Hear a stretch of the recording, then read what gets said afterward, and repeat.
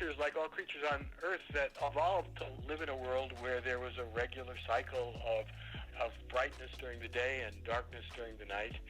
And then we invented electricity, and we started to live in ways that regular rhythm that nobody could escape for most of human history is something that we're pretty alienated from now.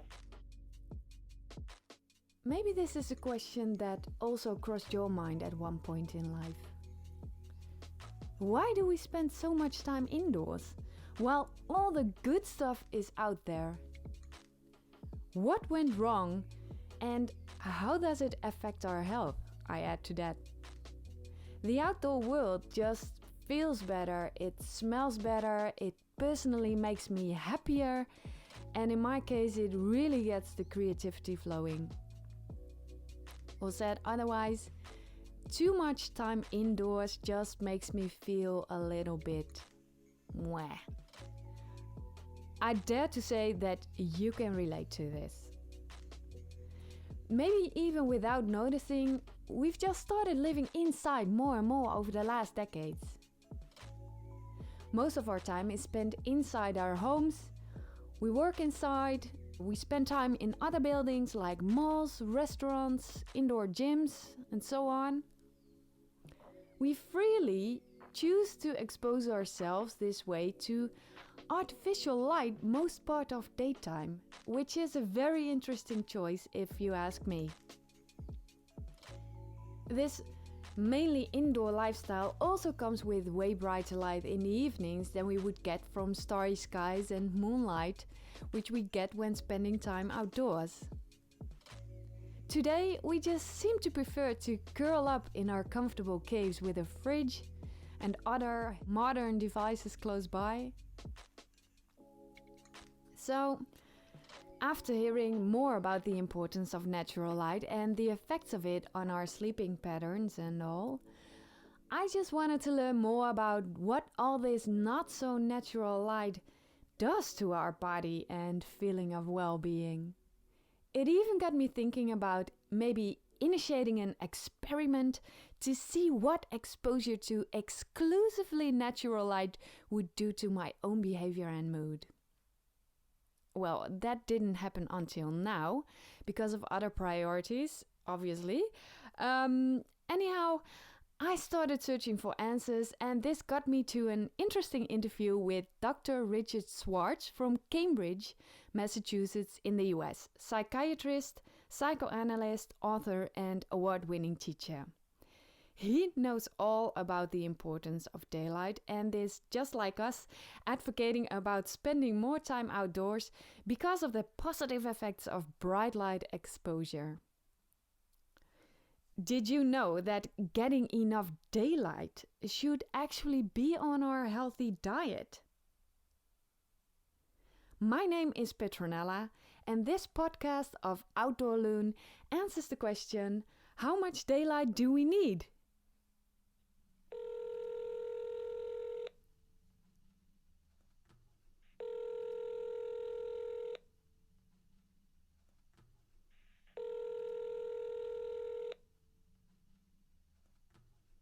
Hello, this is Dr. Schwartz.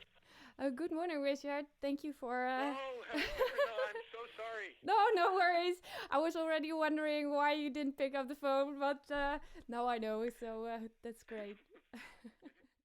After solving this small connectivity issue between Richard at home in the US and me in my studio in the Netherlands, we started talking about the importance of bright light. Dr. Schwartz knows all about this. He and his team even developed this small tool to measure your bright light intake. The SunSprite, it was named. If you ask me, this was one of the best innovations lately because it made me able to quantify my daily bright light intake. Sadly enough, a SunSprite isn't available for purchase any longer, so you can't get it anymore. But Richard is still the person to talk to about this topic of bright light. Before we jump to the interview, it's good to know that more than 30 years of scientific research shows the importance of daylight for both our physical and mental health.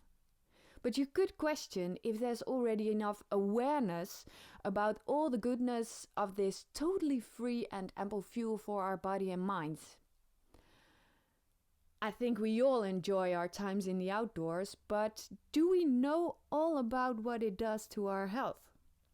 I think that the majority of people know that sunlight is important to produce vitamin D in your skin, but when it comes to getting enough light through your eyes to stay healthy, I think there's still a lot to learn. So we started off with asking, how important is it in the first place to get a consistent amount of bright light through the day, week, month or year for us people to even function properly? It makes a huge difference. It makes a huge difference in our mood, in our sleep, in our energy levels, in our concentration and alertness. There's even evidence that it makes a large difference in our overall health, in how we recover or don't recover during treatment for various conditions, including cancers, breast cancer.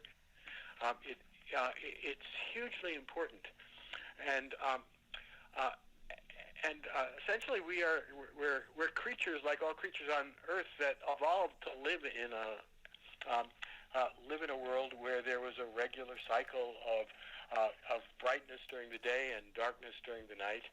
And then we invented electricity, and that we changed all that, and we started to live in ways that regular rhythm that nobody could escape for most of human history is something that we're pretty alienated from now.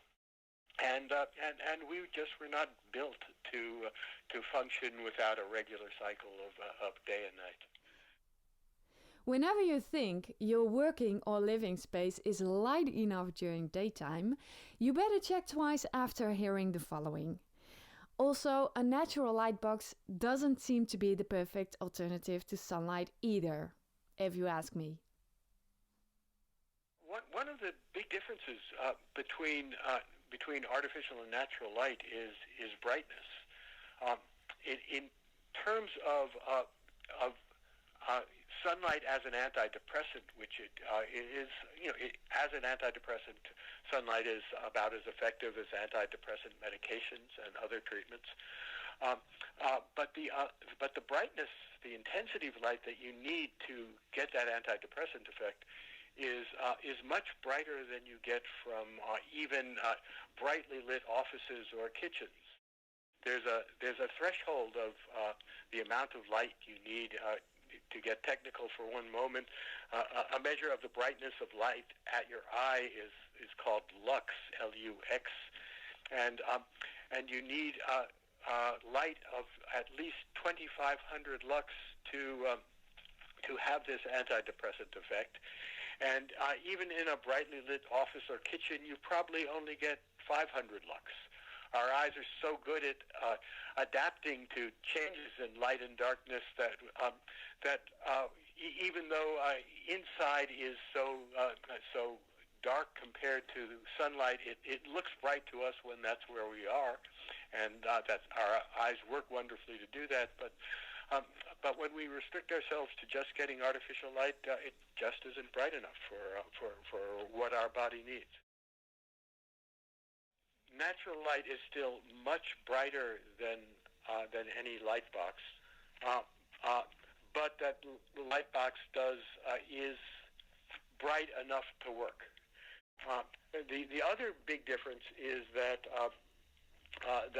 light boxes don't have UV spectrum light, which means you're not going to get vitamin D from them, but you don't need a lot of exposure to get adequate amounts of vitamin D. So you can be out for relatively short amounts of time, and ultraviolet light does carry with it some health risks for the eyes, increased cataract formation for the skin, perhaps, although it remains controversial, increased risk of skin cancer. So that if you are going to be out in the sun all the time, you probably should protect your skin for significant periods of time from exposure to it. And during the middle of the day, when ultraviolet light is strongest, it probably does make sense to wear sunglasses. And these are things you don't need to worry about with a light box. Yeah, and when we're talking about spring or autumn, and you want to get get enough bright light, it probably would be more efficient to take a walk than to sit in front of a light box. Or that is true. Yeah. Yep. Okay. I asked Richard if he could give me some examples of health benefits specifically connected to reaching sufficient levels of bright light. There actually is evidence that when our diurnal cycle, our circadian rhythm, is not in a normal 24-hour schedule, that people tend to have a higher body mass, for example. That when we're not getting light in that pattern, including light in the early morning, that we're more likely to have attentional problems. In particular, there's some evidence that when people are getting regular bright light in the morning, adolescents show that they have fewer attentional problems in school. There actually are studies, in particular of older people, that suggest that if you are getting regular bright light in the morning, your life satisfaction, your engagement with other people goes up, and that it just sort of reverberates through all of our lives. Before we had this interview, I read the article The Psychiatry of Light, which was written by Richard and his wife Jacqueline. And of course I used the SunSprite bright light tracker for a while to see if I was getting enough daylight. After this rather confronting experiment with the bright light tracker, I learned that even with my outdoor lifestyle, I had to push myself outdoors even more to get the sufficient amount of bright light on work days. Consequently, I just couldn't stop thinking about how unhealthy my office job had to be when thinking about it from the necessary bright light perspective. Especially when you come to think about working indoors during wintertime, when the sun shines less in the Netherlands, where I live, and many other countries, and sunlight also is weaker. Given this information, you could question if we people in general are even getting enough bright light nowadays. Yeah, I think the answer is a lot of people are not. Actually, one of the things that we discovered when we developed SunSprite and started selling it a half dozen years ago is we expected that most of our sales would be in more northern latitudes, where there was less sunshine and people were more concerned about getting enough. But we found we were getting a lot of orders from people in Florida, in the southwest of the U.S., in California, which we think of as filled with sunshine. Yeah. But what people said is, yes, my world is filled with sunshine, but I don't get out into it. I'm here in my air-conditioned world, and the fact is, I need to attend to this just as much as someone would in Massachusetts, where you are. Yeah, probably. That's a good explanation. Yeah. Probably there's also a group of people who do think that they're getting sufficient bright light, but actually don't. Who would they be? Do you think the people in the southern latitude? I'm not sure that I can generalize geographically about that. I think that that they're just that it really depends on the daily habits that you develop. Actually, a colleague of mine made an observation years ago that the one group that doesn't have a problem with this is people with dogs, because they get out early in the morning into the sunshine. Yeah, they have to. Well, I was thinking about people who are working in an office with lots of windows. They maybe think that they're getting enough light, but like you just mentioned, it doesn't have enough lux. Well, windows are fine. If the sun is actually pouring in the window and the sunshine is hitting your face, that's perfectly fine. Some of the ultraviolet light is filtered out by window glass and actually by more sophisticated versions of windows that are intended to filter out ultraviolet light. But many of the effects, the way in which sunlight governs our circadian rhythms, sets our biological clocks, helps us wake up, helps us sleep, helps our mood, all of those are the result of light in the visual spectrum, not ultraviolet light. And so it works perfectly well if you can't get outside but can move your desk to a bright window where the sun actually shines in the window. That works fine. Okay, so we should all work next to a window, probably. Yeah, that would be a great idea. Yeah. Could you maybe give a guess or maybe percentage of how many Northern Europeans are getting enough bright light? The truth is, I can't take a guess. So I really don't know. Certainly in Northern Europe, in North America, that people are certainly light deprived during the winter, unless they're using a special therapeutic source of bright light. Some people do experience depression from that light deprivation. Some people don't, and there may be some genetic difference that some people are trying to tease out now between the people who are prone to become depressed during light-deprived winters and the people who do not. Bright light can be a serious remedy for many people with sleeping difficulties and mental disorders. But it is also very essential for quite standard brain functionalities such as clear thinking and focus, things we need in daily life. So how come we still stay inside for the biggest part of our days while science shows so much evidence of health benefits of being outside in daylight? Yes. Why is that true? I think for a couple of reasons. First is that most people, because of their jobs and the nature of their job situation and their schedules, really don't have a choice about changing that. And in the absence of having some control over your schedule and your work environments, sometimes there's simply nothing to do about it. But of course, one of the pieces of good news there is that architects are starting to think about how to light workplaces and actually homes in ways that begin to give adequate amounts of light in the rhythm of a more normal diurnal cycle.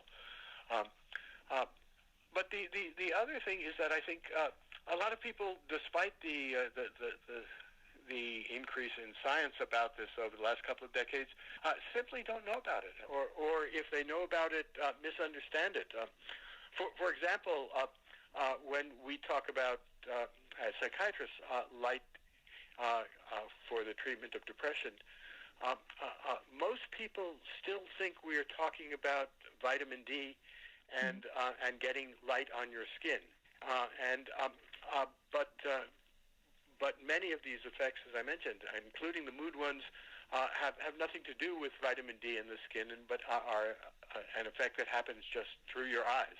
So I think there's still a lot of education that has to go on around this. Yeah, and maybe it could start with employers because I thought maybe it could work if we changed our standard 9 to 5 work time schedules because it leads to employers and employees to benefit of more health and productivity.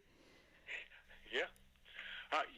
Yes, and actually there have been studies that show that with high school students, with adolescents, that if you delay the beginning of school by a couple of hours in the morning, so that kids are starting school at a time when both there has been some sunshine and adolescents also tend to shift their cycles so that they start a little later in the day and stay up a little later at night, and that's a sort of normal shift in the daily rhythm of adolescence. If you take that into account, and when school starts, people start to do much better in school. Oh yeah, well that's the proof there. So, and could you maybe think of another easy way in which we could get to consume more daylight with our average lifestyles, Western lifestyles? Yeah, I suppose most people do have some opportunity for coffee breaks or lunches, despite the schedule of work. If people could get into the habit of thinking that that's a time not only to have some coffee but to have some sunlight and some out of doors time, that would be wonderful.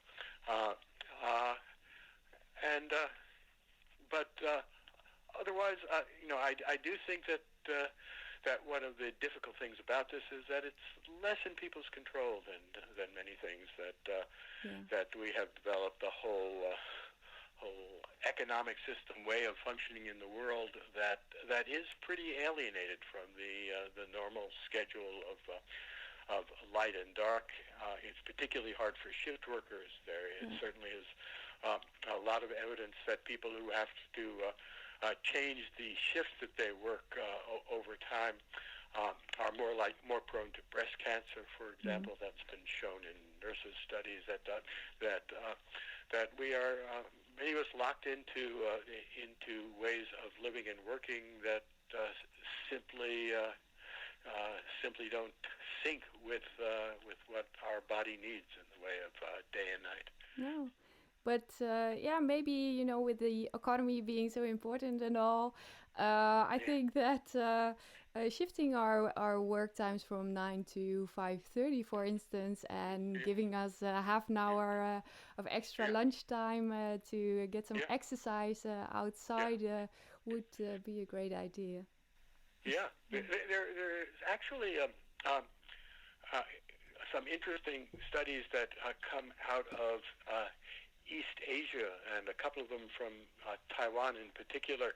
It turns out that there is essentially an epidemic of nearsightedness in East Asia, which people suggested has to do with the fact that kids during crucial periods of their development are growing up inside studying all the time, and they've done a couple of studies in which for an hour a day in elementary school they essentially locked kids outside and made them play outside, and had a control group of kids who had days as usual in which they stayed inside. And at the end of the year, significantly fewer kids had developed nearsightedness at an age when that tends to develop. It turns out that our eyes need bright light during the day to develop normally when we're kids. Yeah, I've read about that. Yeah. The SunSprite device that you and your team developed was a great tool to get people to create new outdoor habits. It made us personally very aware of our effective sunlight intake, and it had us taking a hike more often and let that bike ride take 2 hours instead of 1. So it was definitely an innovation that made the world a bit better place, if you ask me. So we're on the same page when talking about motivating people to get outside more often. And now I know that it is impossible to go camping or to take a hike each day to get your daily dose of daylight. So how do you think about compensating our bright light malnourishment in the weekend? Does that work? Do we fully charge our so-called bright light battery by spending lots of time outdoors in the weekend? Unfortunately, the answer to that is no. That what we need to be at our best is a daily 24-hour alternation of this. So it isn't something that you can recharge in the weekends, and it's a little like sleep. Trying to make up for lack of sleep on the weekends worked a little, but not all that well, because what you need to get good sleep is the regular rhythm of getting up at the same time and going to sleep at the same time, and light and dark is a little like that. So that's the bad news.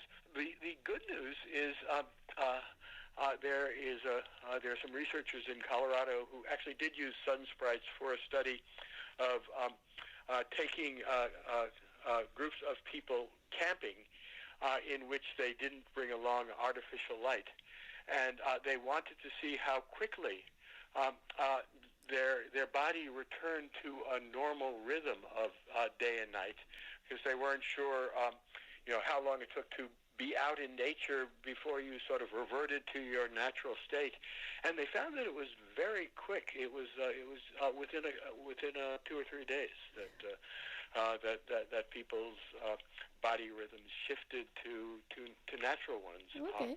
When most of them entered into it really sort of out of sync with things. Yeah, but to get that effect, we have to expose ourselves to bright light frequently, and it's different than with vitamin D, and we don't stack the bright light in our bodies. Yeah. With vitamin D, you can store it up.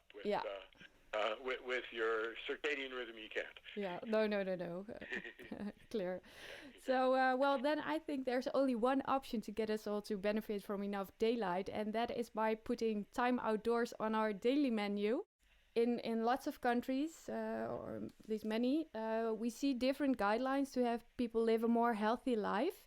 And we're motivated to eat our greens and stimulated to get enough exercise. And these guidelines, such as My Plate Guide to Healthy Eating in the US, are invented to make us people healthier creatures. Could such an approach for our bright light intakes also result into a better, happier, and healthier world, according to you? Yes, I think the answer is a simple yes.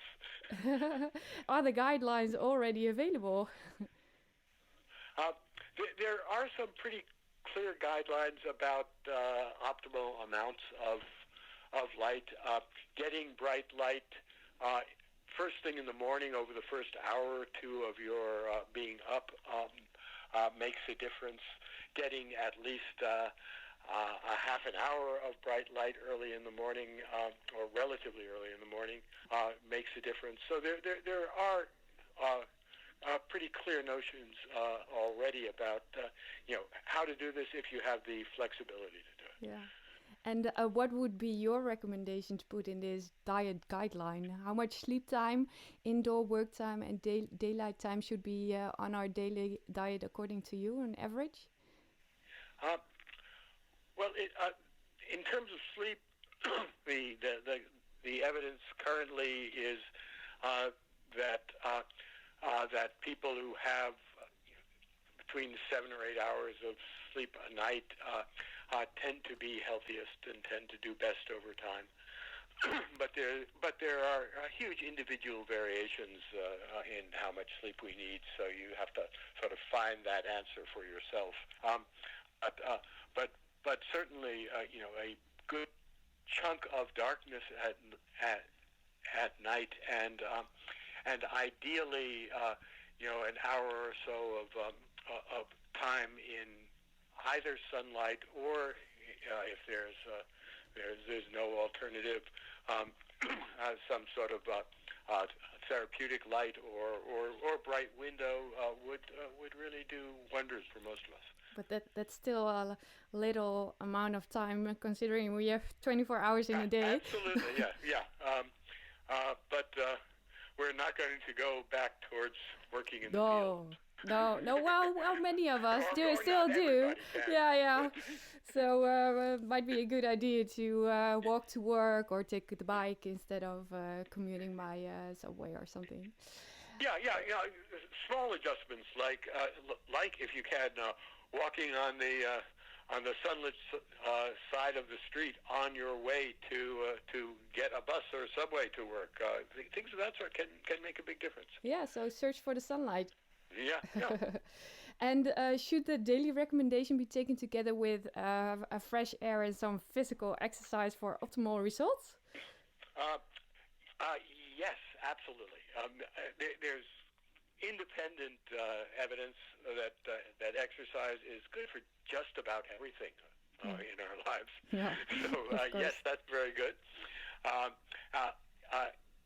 If you can get your time outdoors while engaging in some sort of exercise, it is like getting 2 for 1, a wonderful free boost from 2 independent sources, and that's great. Yeah.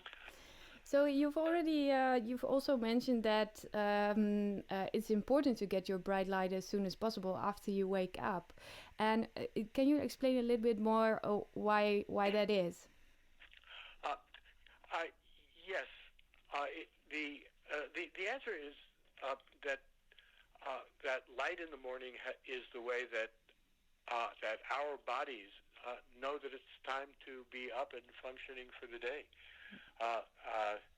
The German word is used in the scientific community for this.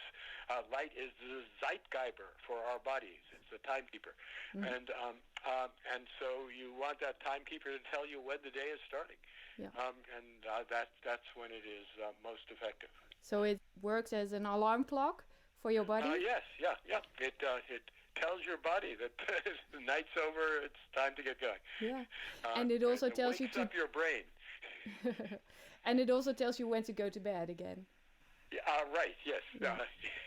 If you are willing to turn the lights out. Yeah. The one sort of sad asymmetry in this is that you need, in terms of mood in particular, you need a very bright light to get the best effect from light on your mood. It turns out you don't need that much light at all to keep you from getting a good night's sleep and drifting off into sleep. So that you really do have to work at turning things off. Yeah. I think we should all get back to candlelight and use apps like Flux and that kind of things. That could help. Yeah. So, it all sounds perfect to me, and we're obviously doing the right thing when popping our head outside of a tent or a camper van while camping, and that's the first thing early mornings. So, last question. Would you say that you're getting enough bright light yourself? I would say most of the time, but not all the time. You have the right intention. Yeah. And then sometimes life just demands other things. Yes. Modern life. Yeah. Okay. Well, thank you very much for this inspiring conversation and for taking the time to share your thoughts with us about these questions. So it's delightful talking with you.